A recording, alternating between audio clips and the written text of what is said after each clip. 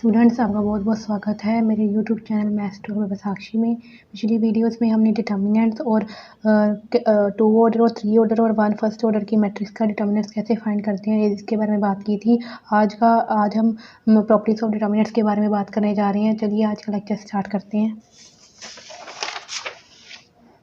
Properties of determinant. सबसे पहले हम फर्स्ट प्रॉपर्टी को देखते हैं। If each element of a row of determinant is zero then the value of the determinant is zero. कहा गया है कि अगर किसी पर्टिकुलर रो और या फिर एक मैट्रिक्स के किसी भी कोई भी एक पूरी रो या फिर कोई भी एक कॉलम के एलिमेंट जीरो हैं, तब क्या होगा, उस मैट्रिक्स का हमें डिटर्मिनेंट निकालने की कोई ज़रूरत नहीं है, उसका डिटर्मिनेंट जो होगा। अगर हम इसको एक एग्जांपल से देखें, अगर ये मैट्रिक्स हमें दी गई है तब अब अगर हम इसका डिटर्मिनेंट भी निकालते हैं तब उसका डिटर्मिनेंट क्या होगा, ज़ीरो ही होगा। अगर कोई भी एक रो या कोई भी एक कॉलम अगर उसके एलिमेंट ज़ीरो हैं तो क्या होगा, उसका डिटर्मिनेंट ज़ीरो होगा।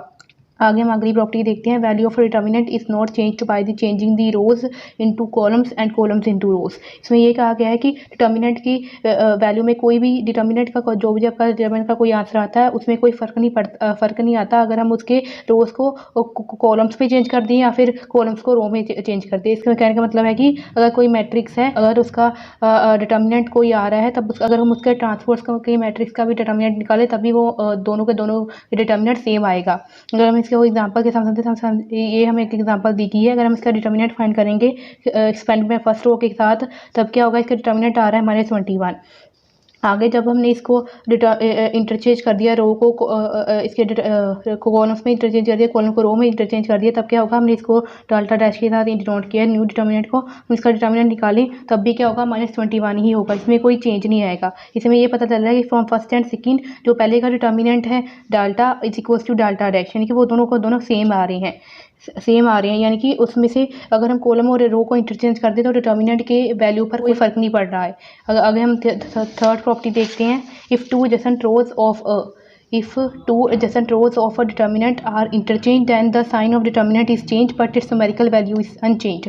अगर हम कोई भी एडजेसेंट रोज यानी कि दो आमने सामने की रोज को इंटरचेंज कर देते हैं तब क्या होता है, उसके साइन में उसके डिटर्मिनेंट में सिर्फ साइन का चेंज आता है, इसके अलावा और कोई भी चेंज नहीं आता। अगर हम इसका डिटर्मिनेंट फाइंड करें तो वही आएगा -21। अगर हम उसके फर्स्ट या सेकंड रोज को इंटरचेंज कर दें तब क्या होगा, उस रो का डिटर्मिनेंट आया 21। इसमें क्या हुआ है कि सिर्फ इसमें साइन का चेंज आया है, इसमें सिर्फ साइन का चेंज आया इन दोनों में से, तो इसलिए क्या होगा, delta dash is equal to minus delta हो गया है द रिजल्ट। आगे की प्रॉपर्टी हम देखते हैं। The two rows of the determinant are identical then the value of determinant is zero. कोई भी दो रोज सेम है यानी कि उसके एलिमेंट सेम हैं, तब क्या होगा, उसका डिटर्मिनेंट जीरो होगा। हम सीधे प्रॉपर्टी यूज़ करके डिटर्मिनेंट जीरो लिख सकते हैं। हम लिख देंगे because of two rows are identical then the value of determinant is zero. आगे हम फिफ्थ प्रॉपर्टी देखते हैं। If every element of a row is multiplied by same constant k, then the value of determinant is multiplied by the same constant k। इसमें ये कहा गया है कि अगर दो कोई भी वैल्यूज़ है वो एक दूसरे का मल्टीपल है, इसमें देखिए -21 है और आगे क्या है, -21 k ही है। अगर हम इसको कोई भी कांस्टेंट k के साथ मल्टीप्लाई कर दें तब क्या होगा, उसमें उसके डिटर्मिनेंट में सिर्फ एक फ़र्क आएगा। जिस भी कांस्टेंट के साथ मल्टीप्लाई कर गए उसको अब डिटर्मिनेंट के साथ मल्टीप्लाई कर दें तो उससे हम उस मैट्रिक्स का डिटर्मिनेंट फाइंड कर सकते हैं। हम सिक्स प्रॉपर्टी पढ़ते हैं। If each element in an any row consist of two terms then the determinant can be expressed as sum of two determinants of same order. अगर हम कोई भी एक मैट्रिक्स है, अगर वो किसी के सम में दी गई है, तब देखिए a + b b + c c + a, तब हम उस मैट्रिक्स को दोनों के सम के इक्वल लिख सकते हैं। जैसे कि ये बाद में हमने b + c को लिखा हुआ है, पहले इन दोनों मैट्रिक्स को लिखा हुआ है, b + c के इक्वल लिखा हुआ है, आगे b + c को इस दोनों के इक्वल लिखा हुआ है, आगे फिर हमने c को इसके दोनों के टर्म के इक्वल लिखा हुआ है।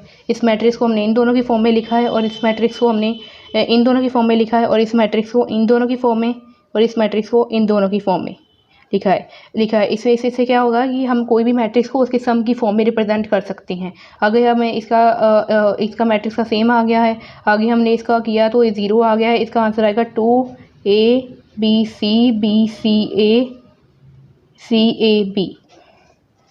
आगे हम देखते हैं the value of the determinant remains unchanged if to each element of a row to be added और subtracted equal multiples of the corresponding elements of one और more rows of the determinant. तो ये कहा गया है कि अगर कोई मैट्रिक्स दी गई है उसको में हम किसी भी रो को एलिमेंट को ऐड करते हैं, जैसे हम इसको किसी मल्टीपल के साथ मल्टीप्लाई कर दिया है, इसे सेकंड रो को उसमें फर्स्ट में ऐड किया है, इसको तीसरी रो को भी किसी कांस्टेंट की m के साथ मल्टीप्लाई कर दिया और उसको इसमें ऐड किया है, तो उसकी वैल्यू के डिटर्मिनेंट में कोई चेंज नहीं आएगा। अगर हमने ये लिखा है कि हम इसको मैट्रिक्स को सम की फॉर्म में रिप्रेजेंट कर सकते हैं बिकॉज ऑफ प्रॉपर्टी 6, जैसे कि अपनी प्रॉपर्टी 6 पढ़ी हुई है कि हम किसी भी मैट्रिक्स को if each element in any row consists of two terms then the determinant can be expressed as the sum of two determinant of same order। हमने ये वाली प्रॉपर्टी को यूज़ किया है इस प्रॉपर्टी में, इस प्रॉपर्टी को सॉल्व करने के लिए। आगे हम इसको सम की फॉर्म में लिख सकते हैं। सम की फॉर्म में लिखने के बाद आगे हमने इसको लिखा है कि कोई भी कांस्टेंट की अगर एक रो में या एक कॉलम में कोई भी कांस्टेंट अगर सेम आ रहा है तब हम उसे बाहर नहीं लिख सकते हैं। जैसे कि इस प्रॉपर्टी का यूज़ किया, if every element of row is multiplied by the same constant k then the value of determinant is multiplied by the constant की। हमने एल को और एम को बाहर निकाल लिया। आगे हमने लिखा कि अगर कोई भी दो रोज कोई भी दो कॉलम्स अगर आपस में आइडेंटिकल होते हैं तो उसका रो बाय प्रॉपर्टी 4 उसका क्या होगा, डिटर्मिनेंट 0 होगा। इसलिए हमारा जो डिटर्मिनेंट है वो सेम उसके इक्वल आ गया, यानी कि इसका यानी कि एक प्रॉपर्टी यही तो कहती है the value of determinant remain unchanged if to each element, यानी कि डिटर्मिनेंट की वैल्यू में कोई चेंज नहीं आएगा अगर हम उस रो में किसी भी ऐड कर दें, दूसरी रो के साथ मल्टीप्लाई करके ऐड करके तीसरी रो के मल्टीप्लाई करके ऐड कर दें, तब उसके वैल्यू के डिटर्मिनेंट की वैल्यू में कोई भी चेंज नहीं आएगा।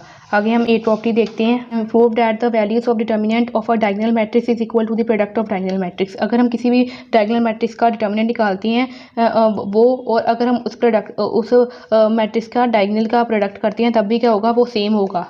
आगे है property number 9, prove that the value of determinant of a skew symmetric matrix of order is always 0। इसमें ये कहा गया है कि स्क्यू सिमेट्रिक मैट्रिक्स कौन सी होती है, अगर हम उसका ट्रांसपोज लें तब क्या होता है, वो माइनस ऑफ उस मैट्रिक्स के इक्वल आता है। अगर हम इसमें ये कहा गया कि अगर कोई स्क्यू सिमेट्रिक मैट्रिक्स है और उसका ओड ऑर्डर है, ओड ऑर्डर की अगर वो 1 ऑर्डर की मैट्रिक्स है या 3 ऑर्डर की मैट्रिक्स है या 5 ऑर्डर की मैट्रिक्स है, उसका डिटर्मिनेंट हमेशा क्या होगा, 0 ही होगा। हमें फाइंड करने की कोई जरूरत नहीं, हम डायरेक्ट लिख सकते हैं कि एक skew symmetric matrix of order, इसलिए इसका डिटर्मिनेंट क्या होगा, 0 होगा।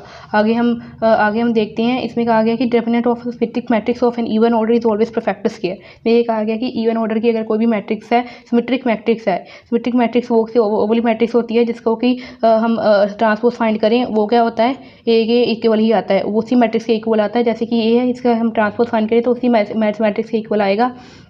इसमें क्या कहा गया कि अगर हम उसका डिटर्मिनेंट फाइंड करते हैं तो वो क्या एक परफेक्ट स्क्वायर निकलेगा। इसमें एक 4 निकला है, यानी कि डिटर्मिनेंट सॉल्व करने का वो क्या है, एक परफेक्ट स्क्वायर है।